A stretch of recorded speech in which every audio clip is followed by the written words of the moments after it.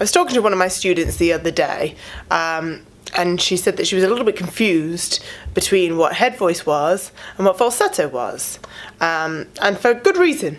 The reason it gets a little bit confusing as to what we mean by those terms is that oftentimes the word falsetto is referred to by different people to mean different things. Okay?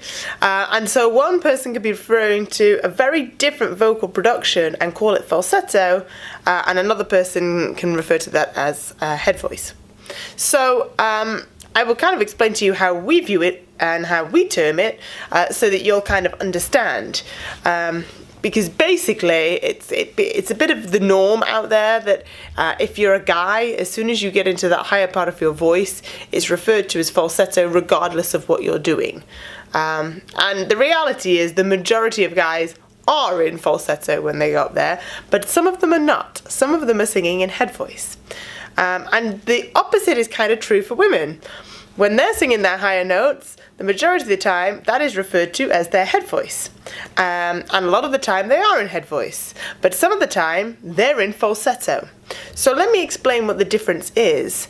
So when you are singing in a head voice and when you are singing in falsetto, they can be on the same note. So it's not a location thing. It's not a which note am I on? Am I on a falsetto note? Am I on a head voice note? It is about how you approach that note.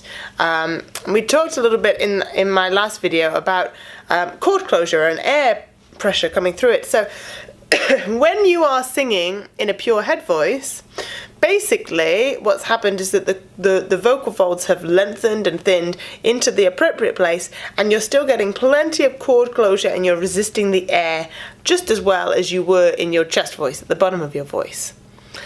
When you end up in falsetto, what happens for the most part is that although you may have had a good chord closure in your chest voice, in the bottom part of your voice, you get to a certain point and suddenly the chords kind of come apart. And so the vibration is much smaller, the airflow is far more intense, so the sound tends to go a lot lighter, it can be a lot breathier, and you just don't get that same connection to the bottom part of your voice. If you're in any doubt whether you're in head voice or falsetto at the top, just see how easy it is to get from the top of your voice back down into your chest voice smoothly. If you can do that smoothly and there's no bumps along the way, then you were probably in your head voice. If you can come down and you get to a certain point and you feel like you need to kind of change gear to get back to the bottom part of your voice, you probably went into a little bit of a falsetto sound up there. I want to kind of play you a couple of examples of some famous singers to demonstrate the same note done both in falsetto and in head voice. So if we start with falsetto, okay, so I have a little recording here of the Bee Gees. I hope you can hear this. So this is the Bee Gees singing a line from the song Emotion, and I want you to listen particularly for this note. Okay, so that is a D5 for those musicians out there. That is well into a male head voice area, okay? Again, doesn't mean you are singing in head voice, it means that's just the area. The area should be in head voice at this point when the voice is working well. The Bee Gees tended to sing in falsetto. Now that was partly a stylistic thing and partly just a habitual thing that they made into a style feature and made a lot of money off the back of it. So, have a little listen.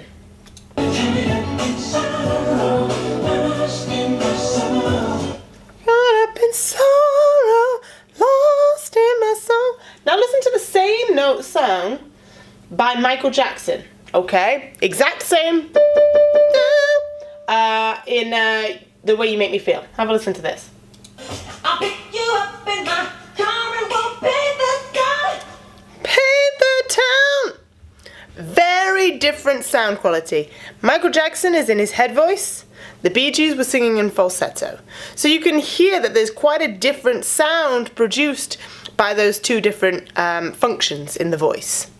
Now, from a idealistic, let's all sing perfectly and in the best, healthiest possible way for our voice, kind of approach, you need to be finding your head voice. However, stylistically, it's okay to go into falsetto occasionally for a bit of a style feature, you know. It's kind of cool sometimes to let it have that little flip and that little break in your voice, potentially, you know, for style purposes. And I do allow my students to do that occasionally. However, I have a bit of a rule whereby they have to prove to me that they can do it the other way first. Because if you can't find that note in your head voice, and the only way you can find it is in falsetto, then that is a bad habit. It's not a style choice. It's only a style choice if you can demonstrate that same note done in 2 different ways, and then you choose the one that you want. Then it becomes, okay, right, fine, you're styling. You're bending the rules ever so slightly to create an effect. Fair enough. But realistically, you got to be able to find it in that balanced way where you go into your head voice first before I'll let you go into your falsetto for style featuring.